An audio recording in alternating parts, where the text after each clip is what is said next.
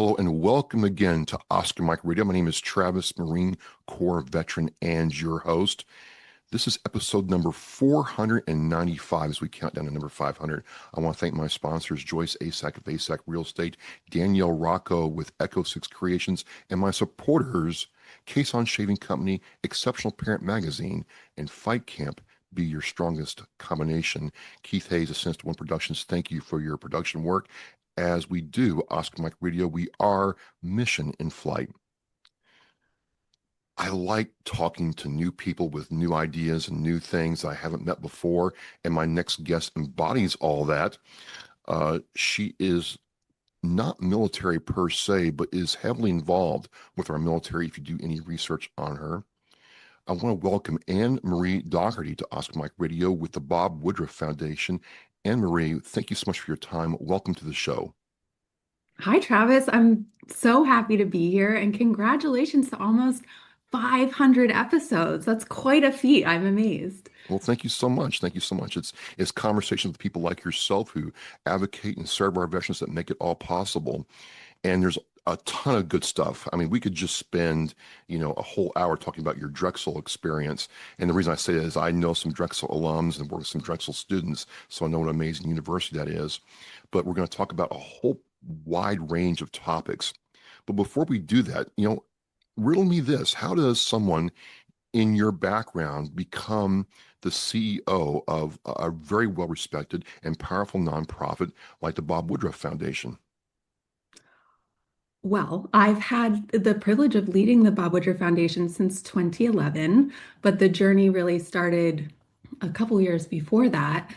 You mentioned Drexel University. That is where I met my husband, and he joined the Marine Corps right after graduating. He was called to service after 9/11, and he comes from a long line of military service. His dad, his grandfathers, and the same for my family. My grandfather served, my father served, my uncle served. So definitely have the roots of a military family and then married into a multi-generational military family. And at the time that the Bob Woodruff Foundation was getting started, it was, shortly after Bob was catastrophically wounded, which we can definitely talk about his story. I got introduced to the people who were just trying to do something to help combat wounded vets who were coming into the hospitals, Walter Reed and Bethesda at the time. And I was able to get involved as, at the time, a volunteer. And I think back on that, the mindset that I had, and my husband was training to deploy to Afghanistan. And I, like I said, came from a military family where, service of some sort is expected and respected. And so I thought about, what will I do to contribute? I'm not going to be on the front lines. And I think in the early days, I thought about my involvement with the Bob Woodruff Foundation, which was a fledgling kitchen table operation at the time, as like planting my victory garden, like people did back in World War II. It's like, if you're not on the front lines, what are you going to do back at home? And that's really how it started. And then here we are 18 years later, and it's been quite a ride. So you've lived the military wife experience and the ups and downs and challenges of that part of your life, and that very few women, and men too, but very few women primarily ever experience. I mean, that had to have affected how you approached your service. It certainly did. And the experiences of those who serve and their spouses and their kids is, it's a really unique lived experience that, to your point, many people in our country don't have. It certainly shaped the way that I think about our work to support veterans and military families all across the country, especially after they transition after the military. But also, I do understand what it's like to be a military spouse with a husband deployed in an active war zone and not knowing when you're going to hear from them, or if they're going to come home the same, or if they're going to if they'll be impacted by their service. I lived that for 6 years, and it is the bedrock of how I think about the work that we do at the Bob Woodruff Foundation. And I It's also something that I carry with a lot of respect and try to pay forward that I had the opportunity to do this work while my husband was serving. And so I've really made it uh, another part of my mission to make sure that I create career opportunities, whether it's inside the Bob Woodruff Foundation or through programs that support military spouses and accommodate the lifestyle because it's not easy. It's just very different because sometimes you hear the title CEO and it's like, well, they really, were they ever really in the trenches for what they're doing for the organization? And you have lived this in a way that very few CEOs, in my view, in my experience, have. We're talking about the Bob Woodruff Foundation and your involvement in there.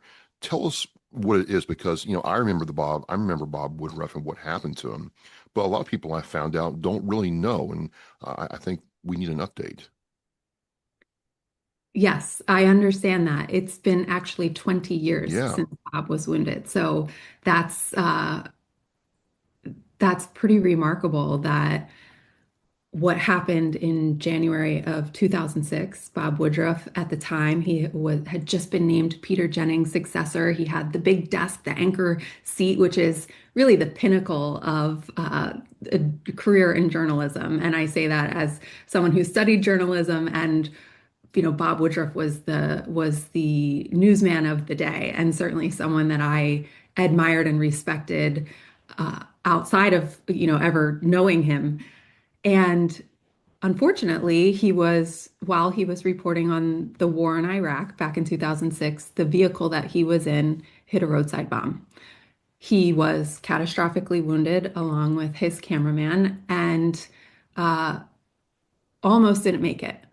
But and many will attest to this, it is through the bravery of the soldiers that he was out there with that risked their own lives to save his. And over the past 20 years, and this is giving me goosebumps, and I've told this story a million times, the stories of personal bravery and putting oneself in harm's way to help Bob make it out of Iraq and get to safety and recovery is extraordinary. We could spend a whole Yeah. podcast talking about the stories that have been unearthed of that bravery. But Bob had the opportunity to recover in a military hospital because of where he was wounded and the nature of his wounds, suffered a catastrophic traumatic brain injury.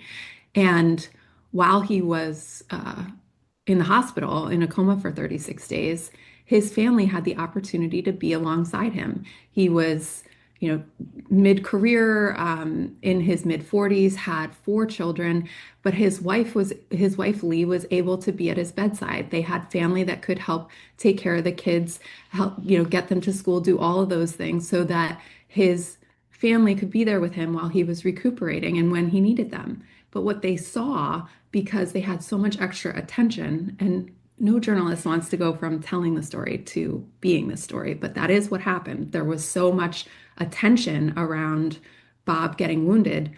They felt like a quiet sense of inequity, that they were getting extra support and care above and beyond what the troops who were combat wounded, recovering on the same floor in the hospital were getting.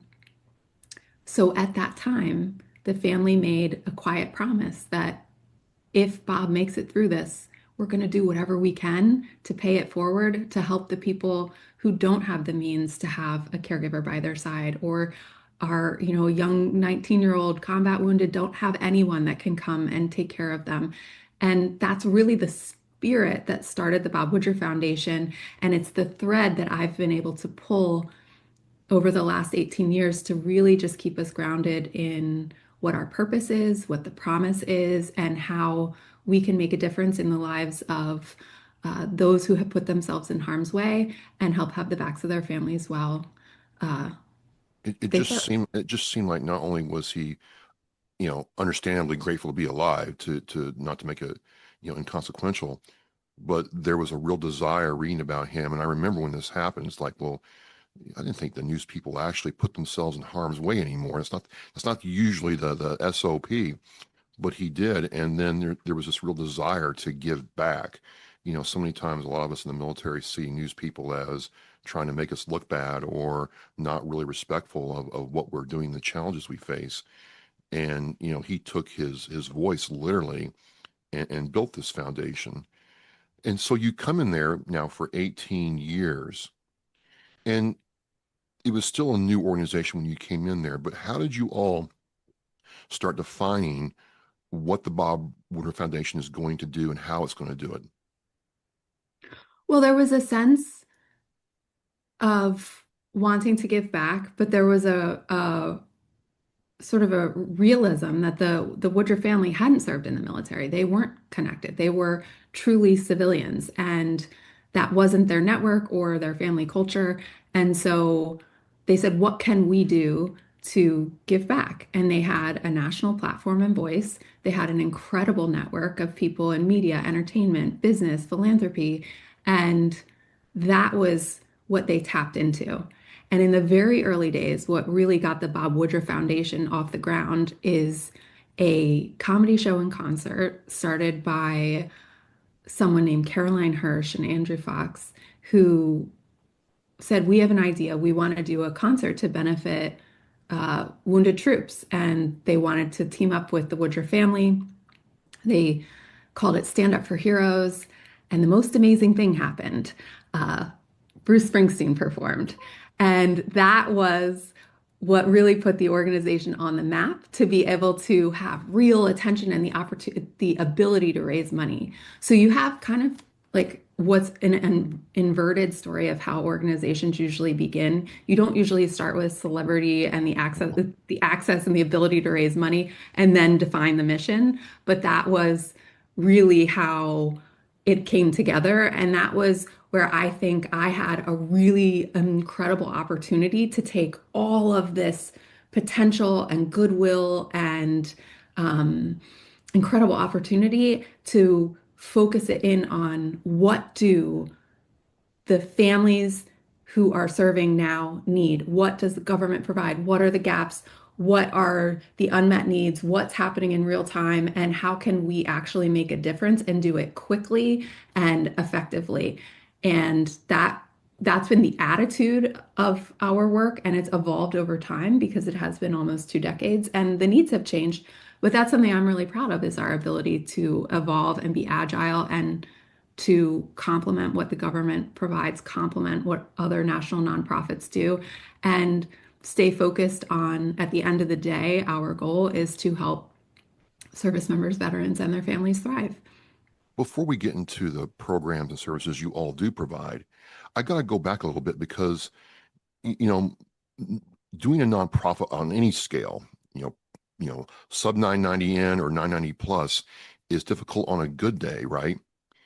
It's so easy to make one bad mistake or one minor mistake and have it completely throw things off. How did you plan, align, and stay true to the vision and purpose with all that going on? Because I'm listening to you, I'm like, wait a minute.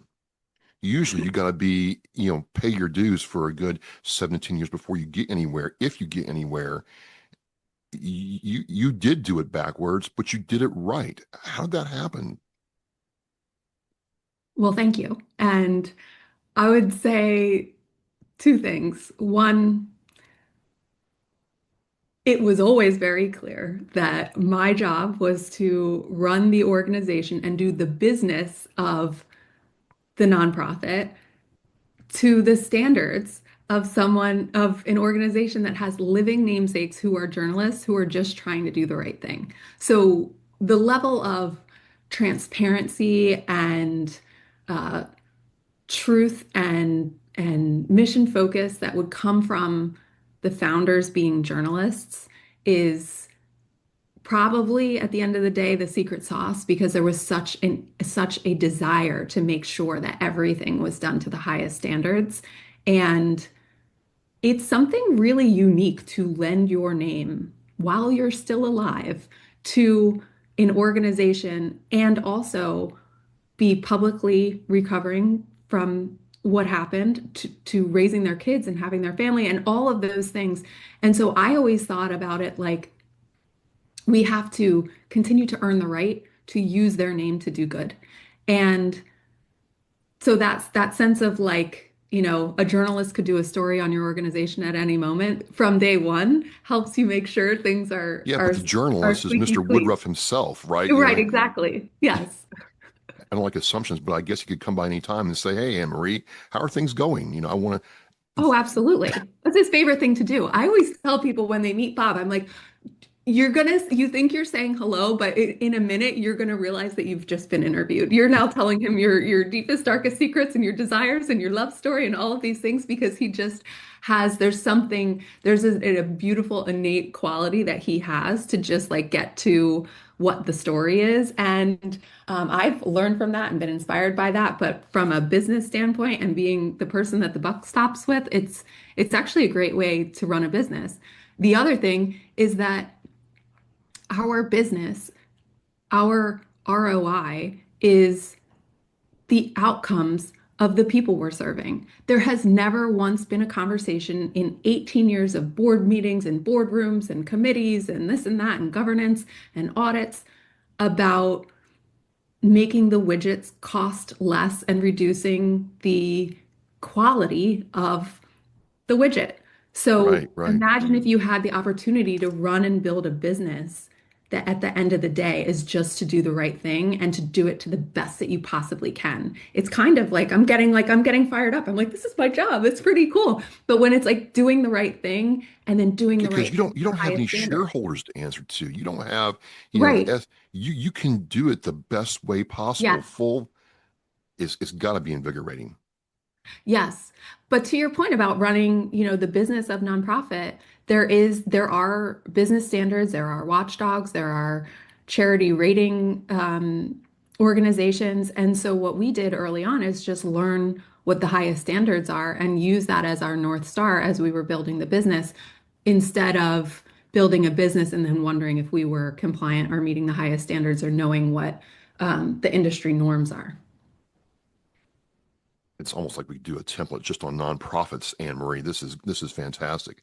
I go to the Bob Woodruff Foundation site and I see the offerings, I see the organization you have behind you, and I see some of the services you would provide, veterans and people transitioning. In more detail, what are those services? And then we'll get into like why you all chose those services to provide. Well, the two main things that the Bob Woodruff Foundation does is we raise money and then do deep due diligence on what the needs and gaps are for veterans and communities across the country. And then we find organizations that provide those services in the geographic locations where they are most needed. So, in simpler terms, we give grants to other nonprofits that support veterans, service members, and their families. That's the main pillar of our business. The other the other piece that we've been working on over the last several years that is the future of the Bob Woodruff Foundation and hopefully is the future of the veteran nonprofit sector is that we've been trying to connect those organizations to one another and build a national network. So to that end, we have over 450 organizations that are part of what we call the Got Your Six network. And our work is to provide value to those organizations working together and being a sum of the parts and making it easier for someone who's getting out of the military, this summer to connect to services wherever it is that they're going to set up shop with their families and get new jobs and all of that. So to make the transition easier to connect to resources that are high quality and evidence-based and vetted and verified. So that's the work of the future for the Bob Woodruff Foundation, in addition to the grant making. And to answer the question about how we know what to focus on, when you build, so the Got Your Six network is now the largest network in the country. And so we have the largest sample set of organizations that can tell us what the veterans and service members who literally walk through their doors need. And then not just what they need, but what is that organization able to meet and not meet. So what's the gap between what veterans and communities need and what their communities can provide to them, and understanding that very specific slice, but down to the zip code, because we have such reach now, is what we use to determine where we're going to spend our money. And it won't surprise you that the top three things, it's been this way for the last several years, is mental health support, not only for veterans, active duty troops, spouses, caregivers, and sadly, military kiddos. Yeah. So, mental health support for military children, and then housing affordability and housing instability. And there's a whole cascade of issues around that.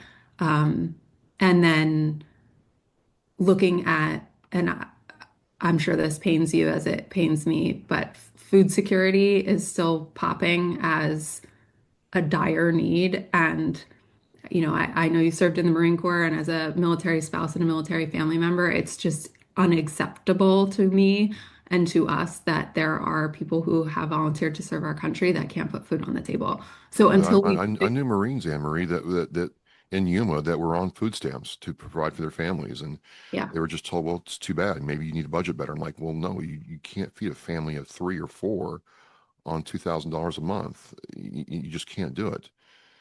I could go especially on when and you on. live in Yuma and your spouse can't get a job, and even if he or she did, that they wouldn't be making money that is more than what the childcare would cost for them to be able to work outside of the home. Yeah, And also, as it relates to that, and this is where I do think my lived experience has helped influence how we go about our business. It's like if you're going to give active duty Marines bags of groceries, do it in a way that preserves their dignity. If you're yeah, going to open the trunk and put bags of groceries in there and you're going to see their rifles and their gear mixed in there, make it make another reason for that gathering. We're having a pizza party, we're having a community event for the kids to play, or something like that, where you bring people out and then you can preserve their dignity around what, to your point, it's just systemically impossible to use $2,000 to pay for a family of four to eat for a month.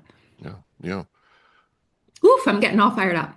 I love it. I love it because the reason I'm digging into this is I've dealt with a lot of nonprofits. I've been on a couple nonprofit boards, and just to divert a little bit, if you don't mind, there's to me almost too many nonprofits in the United States for veterans.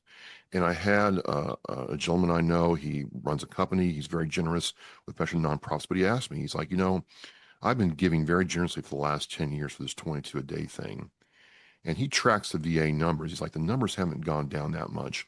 There's still veterans needing this or that. What's actually going on? Why aren't we seeing more progress in certain areas? And what I'm seeing is there's maybe some burnout or some angst about, people want to be generous, people want to help, but more and more it seems to me, Anne Marie, people want to understand what their money is doing and how's it helping in a quantitative and qualitative way. Do you see that, or is there best practice to address that? I absolutely see that. Okay. And I've tried to have the Bob Woodruff Foundation's business model be an answer to that. I want to help veterans and I don't know how.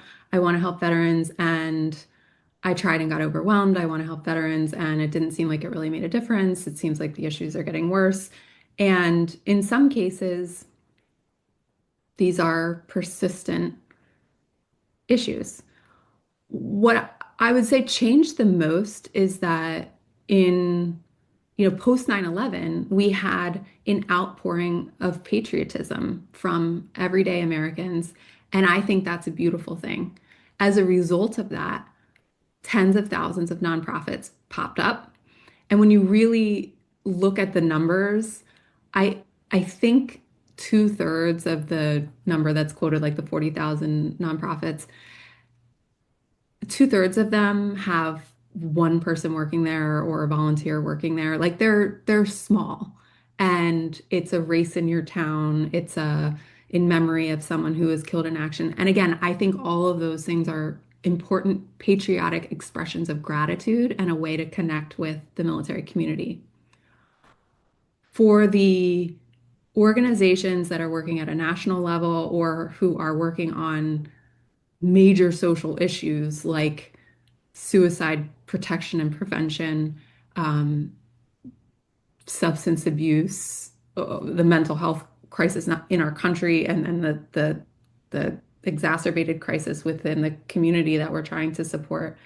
I can understand that donor's frustration, and I can understand that it went from an expression of generosity to what are we doing here? I need to see Yeah. some results. And that is a trend that I think is real in philanthropy in our country right now. And I think it's fair because there's so many competing interests. We have to keep showing up and declaring why veterans need us to have their backs when they come home, even when they're not going to ask for the help. Well, that's the other thing I was going to ask you about. I mean, your organization is a bit different. You're not directly serving that veteran, but we do have, I mean, and you're married to a Marine, so you know we don't like shots and we know we don't like asking for help. How, how should we as service members get over that? Because even me, I got a hard time saying, hey, I need help, or, I'm not doing too, good right now. It's hard, but there's people out there that do want to help, right?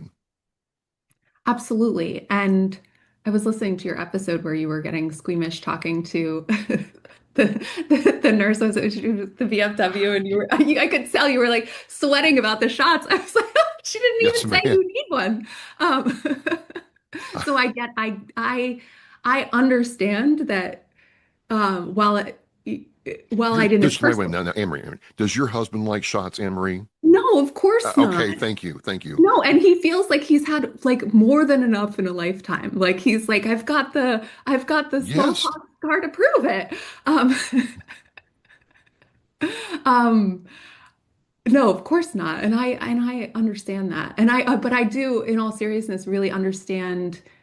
I understand the friction of we trained you to be a warrior. Your job is to go out and win the country's wars and to be the most lethal fighting force in the world. And then also, when you come home, would you please ask for help if you need help with things that you're struggling with? Like, I get it. The dichotomy does not make sense. And yet, it is the human condition to yeah, need to process traumatic experiences, to process, even if it's just the sense of loss of community and not feeling understood where you are in the progression of your life, and that veteran is a part of your identity even if it's not in the way you introduce yourself. I certainly see that with a lot of people who have served that are, middle career, and their service is more than a decade ago, and they feel like disconnected and yet totally outraged by things that have happened in current events, or they want to have a say, or what was my sacrifice for yeah. if this is how things are going. And that's not a political statement, it's just something I've heard expressed, and it's real. And I think that people like you being open, and the platform that you have where you create a forum to have real conversations is is one of the answers. And also making sure that the mental health clinicians have the right training to provide evidence-based therapies to veterans and service members who do show up in their offices or on a telehealth, so that they can have the cultural competency and also the evidence-based training to really help, in some cases, cure acute PTSD and alleviate the angst of depression and anxiety. And um, it's something I'm so passionate about, and I also acknowledge we have a long way to go. Speaking a long way to go, I mean, the future is in various forms right now. There's all this focus on AI, all this focused on automation, in healthcare, mental health, so on and so forth. I have to wonder though, if you have this Got Your Six consortium of service organizations that you support, and you're getting data from them, Do you do anything with that data besides just looking at where the need is, or is that data really helping you build future frameworks for more effective service delivery? Well, you're making the pitch for Bob Woodruff Foundation 2030. So we are we are open source with our data. So our goal is to like having the largest sample set is to learn, gain, analyze, gain insights, apply it to our own work, but also to make it publicly available to the organizations who participated in the research, to policymakers at all levels, federal, state, local, and to other adjacent um, professionals, whether maybe you're working in mental health but not working in mental health for veterans, but there are insights that might apply to that. So the goal is to make all of us smarter, with high tides, all boats will rise Yeah, kind of yeah. attitude. And then, and this is so not a glamorous mission, and you have to stick with me to like get excited about the vision, but the Got Your Six network in totality, and we've set a goal to have by 2030, 2,000 organizations that are a part of the network. So 5x where we are now, is to build the national infrastructure for veteran support services in this country. And I've played with a lot of different analogies. The one that I'm jiving with right now is like every state can build their highways, but at a certain point, the country needed an interstate system so that you could get from state to state in a continuous, to stay on I-95. And so the vision is that wherever you live, you can have hyper local, hyper relevant resources that are vetted and verified available to you without the quagmire of bad results when you sit at your on your phone and type into Google like PTSD support near me. The answer should be something that you can go to that clinic or set up a telehealth appointment and you know that it's been verified and vetted and all of that. So my goal is that it's easier for you or for the person who is transitioning out of the military this summer just by the normal cadence of service that it's really a lot easier and certainly not stress inducing to get connected to the support that is out there. And then for those of us who are dedicated to closing the gap between what's out there and what's needed, that we can be really precise. Going back to your point about donors need to be decisive, there is enough to go around if we work smarter, not harder. Well, speaking of smarter, I mean, I'm just thinking, okay, if you 5x and you go from Yeah, 400 data points to 2,000 data points, you're going to be able to get, granular, very, very easy based on location. I mean, region, location, anything like, okay, for instance, there's a lot more veterans by just due course in Texas than there are, say, in right. Idaho. Okay, but hey, the Idaho veterans need these things. You're really going to be able to forecast what's needed and where, and then use that interstate road to provide the services more effectively.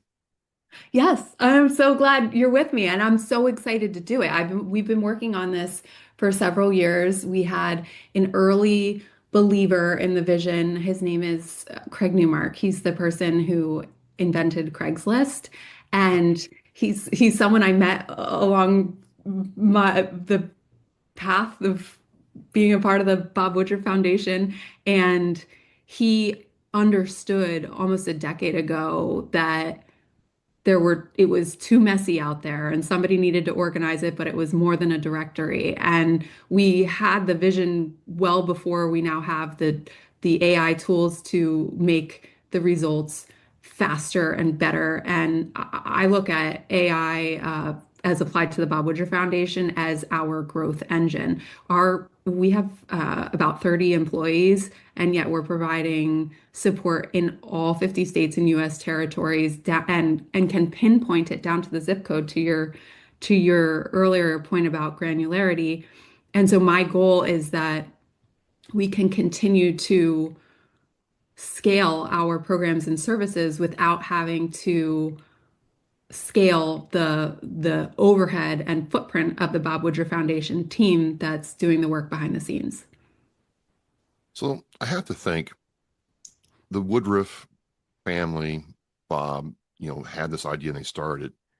Now 18, almost 20 years later, they're looking at what you're doing. They're seeing you, make your reports and your 5 and 10 year plans. Do they ever come back to you and say, you know what, Anne Marie, we never thought it would be like this, but wow. Does that ever, you know, is it ever communicated that way? Yes, yes, I do think that in the early days, they were, it was the most traumatic thing that had ever happened in their lives. And like, I always come back to, they had 4 kids, they had 5-year-old twins. I Yeah. was 44 years old when he was wounded. And he was at the top of the game. He had the anchor desk. And the choices that they made, even in the fog of all that trauma to help others, is just who they are. But what has come from that is the groundswell of people who have really rallied to support and rallied to support over time. And the endurance of the organization to me really reinforces that we are doing the right thing, because if we weren't, it wouldn't endure. We wouldn't be as strong and as focused and effective as we are. But the thing that makes me the most proud and is also innately humbling is in quiet moments where I've talked to Bob, he says, this is, if this is the result of what happened, it's the best thing I could have ever done in my life. And so he looks at having, a near-death experience being the spark to what is now a movement that has helped millions of people. And he's like, if that's what it took, then it was completely worth it. And it is the thing I am most proud of in my life.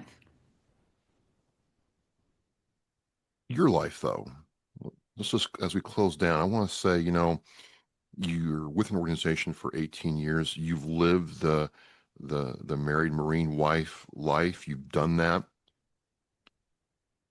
18 years later, almost 20, and with a 10-year plan in effect.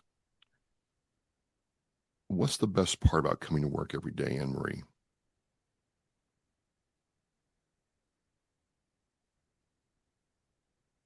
I know that every day I get to do something that is making a difference. I talk to people, I've talked to people in thousands of companies at this point, and they're working to do a job. I am leading an incredible team. We have so much support. We have the opportunity to like see a problem and then just like try and solve it. And we get to work with really smart, passionate people and different. No 2 days has ever been the same, other than when it's hard, and it's been hard, when we've hit roadblocks, and when the future is uncertain, or think the noise of whatever else is going on in the world is loud. I know that we can put our heads down and focus on the work and know that we're helping people, and then get up the next day and do it again. That's a legacy then. That's not just, punching the time clock and going home or collecting the 2 week salary check. That's a legacy that you're helping leave behind for, the Woodruff and the Woodruff family and the people you serve. It's an amazing organization. I went on and learned about what it did, and I'm like, this is different, but very, very needed. How can people connect with your organization, help out, or get involved if need be? Well, certainly the website's a great way. And I say that, we're open for business. We are, as I described earlier, a grant maker. So if you are running a nonprofit that supports veterans and military families, please check out that part of our website because we are open for business. We will be spending over $15 million this year on grants to incredible organizations that are the boots on the ground doing the work. I also encourage you, if you are a veteran serving nonprofit, to join the Got Your Six network. That information is also on the website. And then if you are someone who is inspired and said, I want to help veterans and I didn't know how, and I would love to support the Bob Woodruff Foundation, we certainly are. All of our work is through the support of individuals and corporate supporters. So we are not funded by the government. It is truly the support of the public. We're a public foundation. So I always say in the simplest way, like what we raise this year is what we're going to spend next year. So the more we raise, the more we can do. And I certainly welcome any conversations or partnerships around that. And then if you want to connect with me directly, I'm very active on LinkedIn and Instagram at AMM Dougherty. And the reason I say that is because that's where I've had some of the most heartwarming and heartbreaking interactions with people who are really like out there in the grind, living the lifestyle. And it's an opportunity and sort of a portal for me to stay connected to the mission while I'm, not the spouse of an active duty Marine anymore. It is really important to me to not lose touch of the everyday realities. So I welcome those connections. And then on LinkedIn, the same, if I can help open any doors or make introductions or forge a new partnership, like a lot of good stuff has come from LinkedIn. So I'm here for it. So, last question. I have to think you've served in this capacity at a high level with extremely high standards for a long time. You have to be able to do something and talk about nonprofit, stewardship, board governance, things like that as well, right? Yes. I mean, my team laughs because I'm like, oh, strategic planning time. I love a strategic plan. I love a board, a business plan. I love board meetings. I love governance. I love committees. I love all of it. I'm kind of obsessed with the plumbing of a good foundation or nonprofit. Right. So you could get me started and we could talk about that all day. Well, maybe you'll come back and talk to me about that. I would love to. I just am truly delighted by you, and it's like really humbling to answer all these questions about myself. But I'm happy to do it if it helps even one person. Well, I think it's important that you hear the title CEO and people have a certain, thought about what a CEO is, a soulless entity that's just, guiding money, firing people, and laying people off. And what I find a lot of times is there's a deeper reason for a lot of these choices that CEOs make and have to make based on what they do. And if you don't understand the person, you're not going to understand the organization and what they're trying to do. So that's kind of my approach. But I want to thank you for sharing so openly with me. Oh, it's my pleasure. Well, there you have it, folks. Again, one of the themes for OMR this year was the fact that a lot of civilians who've never served, wouldn't know an Alice pack from a Molly pack, still pick up their pack and put it on to serve us, and we can learn so much from them. Anne Marie, I want to thank you for coming on Oscar Mike Radio and sharing so openly about the Bob Woodruff Foundation. And it'd be really cool to meet Mr. Woodruff someday. We'll see what happens. But again, thank you. And as we say in Oscar Mike Radio, Anne Marie, we are mission in flight. Thank you so much. Every generation, every sacrifice. Our nation's service members have stood up for our freedom, our families, and our future. Now it's our turn to stand up for them. This year, you can honor their service in a deeply personal way by sponsoring a $17 Veterans Wreath. Each wreath is more than a symbol. It's a heartfelt tribute to the heroes who served and to the families who carry their legacy. Visit wreathsacrossamerica.org to sponsor a wreath today. This isn't just a wreath. It's a personal gift to an American hero. Thank you for listening and watching Oscar Mike Radio, where our active duty service members and veterans are in action and the mission is in flight. Oscar Mike Radio is an oversized load co-Sinister One production. If you are a veteran or know a veteran who needs help, please dial 988 and press 1 for the Veterans Crisis Line.